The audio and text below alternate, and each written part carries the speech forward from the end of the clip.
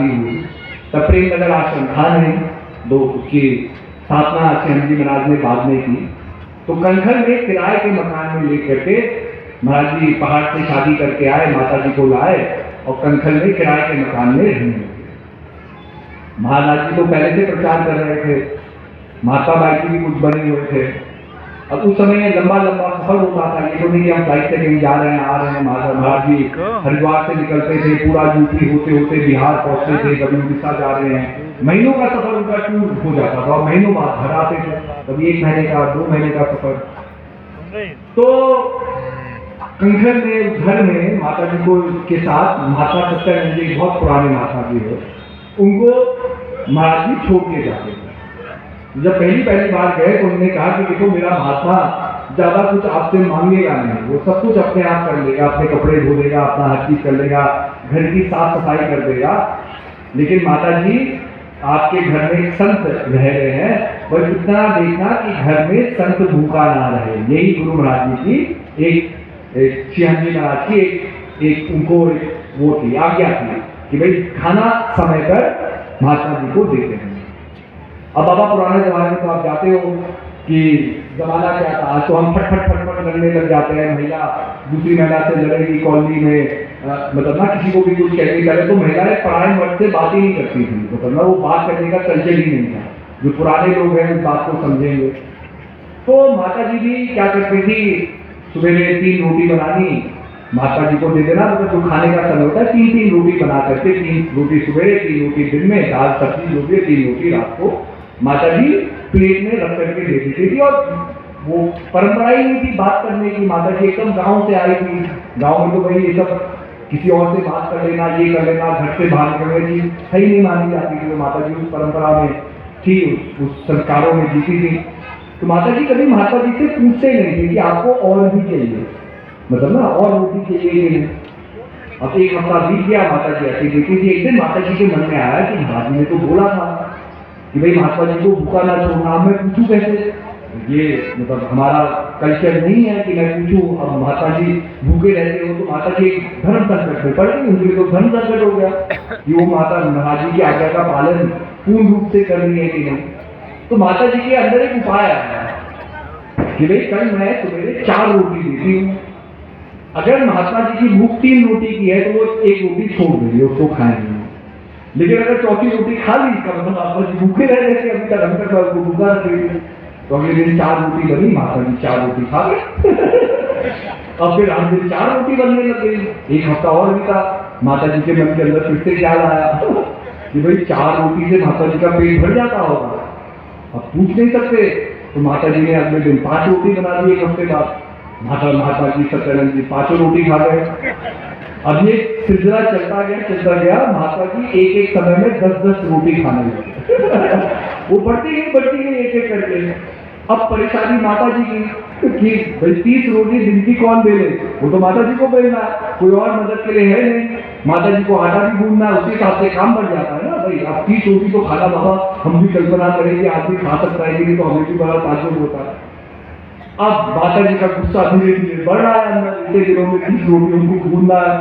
जैसे ही हरि जी महाराज कार्यक्रम करके आते हैं, माता जी का गुस्सा महाराज जी पे निकलता है। अब महात्मा जी भी बाहर सुन रहे हैं, कमरा तो छोटा ही है, घर तो छोटा ही है। अंदर कमरे में माता जी कह रहे कि आपने कैसे महात्मा को छोड़ दिया, आप तो कह रहे थे मेरा महात्मा कुछ नहीं चाहता, ये तो 30 रोटी खाते हैं, ये कैसा महात्मा है आपका। मतलब ना आप तो कह रहे थे कि माता जी बड़े संयम से रहते हैं, ये 30 रोटी खाना कोई संयम है? आप बताओ, बात तो सही है, वो तो डिमांड है 30 रोटी की।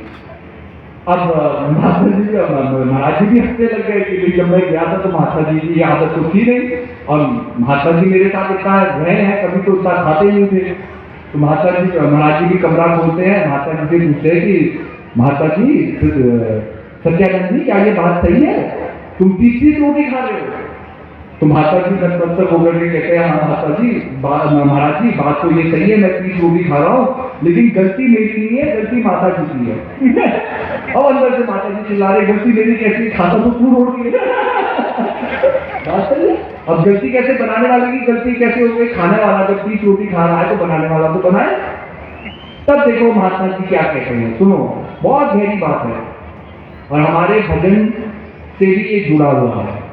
माता जी क्या कहते हैं कि माता जी मैं कभी भी 10 रोटी एक साथ नहीं खा सकता। अगर आप पहले ही दिन 10 रोटी रख देते, उसमें से मैं 3 ही रोटी खा पाता, 4 रोटी खा पाता, बाकी रोटी मैं छोड़ देता। लेकिन आपने धीरे धीरे करके मेरी भूख बढ़ाई, 3 से 4 किया, 4 से 5 किया, 5 से 6 किया, और अब जाकर के मैं 10 रोटी मतलब दिन की 30 रोटी खा सकता हूँ। इसलिए गलती मेरी नहीं है, गलती आपकी है। अब यही बात है, हमने आज उपदेश दिया, कल हम महात्मा जी की तरह 1 घंटा बैठेंगे कि भजन में। अरे 1 घंटा आपके पैर की आदत ही नहीं है पाल्टी मार के बैठने की।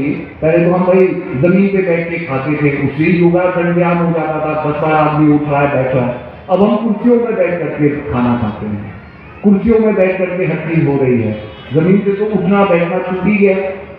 जब जमीन पे बैठ ही नहीं सकते, ढंग से आदत ही नहीं है, भजन सुमिरन तो दूर की बात है, पहले 1 घंटा बैठ के दिखा दो जमीन पे। वो पहली परीक्षा है शरीर की। मन की तो परीक्षाएं बाद में शुरू होगी, पहले तो शरीर की परीक्षा है। शरीर आनाकानी करेगा, कमर का दर्द सताएगा, ये करेगा, और उसी में हमें भजन करना। तो भजन कैसे होगा? लेकिन बूंद बूंद से घड़ा भरता है। यही महात्मा जी बताना चाह रहे थे, यही माता जी को समझाना चाह रहे थे। ऐसे ही धीरे धीरे अपने अंदर परिवर्तन लाओ। ये तो नहीं है कि एक ही दिन में आपको हर चीज की प्राप्ति हो जाएगी। कितना मन का मैल अभी बचा है, उसको निचोड़ निचोड़ के निकालना है, तब जाकर के अनुभूति होगी प्रभु की। लेकिन अपने अब भाई देखो, हम अभी गणेश चतुर्थी हुई, हमने गणेश विसर्जन किया हर जगह।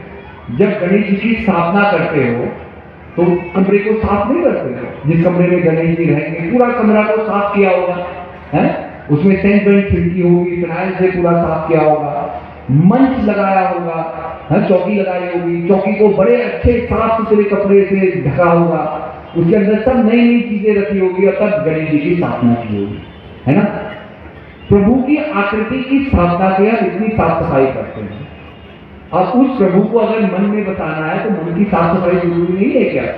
उसी कपटी मन से प्रभु की भक्ति करोगे, और वो अगर मन नफरत ही पैदा कर रहा है संसार में, मन अंधकार में जी रहा है, तो क्या वो प्रभु की छवि हमारे अंदर निवास करेगी? कर ही नहीं सकती। तो मन को साफ करना भी तो जरूरी है। और मन कैसे साफ होगा? जब मन का मंथन करोगे, मन को निचोड़ोगे। मन की लड़ाई ही मन को निचोड़ना है। जब तक भजन सुमिरन में बैठ करके मन से लड़ोगे नहीं, तब तक ये मन नहीं मानेगा। मन को भागता ही रहेगा, उसकी आदत ही भागने की है, मन सिर्फ थोड़ी रहेगा। आंखों का काम देखना है, ये थोड़ी है कि हम आंख खोल करके रखे और आंख नहीं देखे। जब आंख है तो आंखों का काम देखना है, मुंह का काम बोलना है। ऐसे ही मन का काम सोचना है। मन सोचेगा एक ख्याल से दूसरे ख्याल, दूसरे ख्याल से तीसरे ख्याल। अब किस चीज के बारे में सोचेगा, ये आपके हाथ में है। यही साधना है कि हम हमेशा मन को सही जगह लगाएं और गलत प्रभावों से मन को हटाएं। पर जब सही जगह लगाएंगे तभी तो गलत प्रभाव से हटेगा। अगर गलत प्रभाव मेरे से ही जन्म ले रहा है तो अच्छाई कहां से आएगी मेरे जीवन में? तो यही है, कभी कभी हम परिस्थिति को नहीं बदल सकते, हमारे साथ क्या हो रहा है नहीं बदल सकते। अभी मान लिया अगर ये दिन का प्रोग्राम हुआ था, बहुत धूप होती तो हम क्या कर सकते थे? धूप तो धूप है, लेकिन हम छाया के नीचे तो बैठ सकते हैं। एक व्यक्ति अपने गुरु महाराज जी के पास जाता है,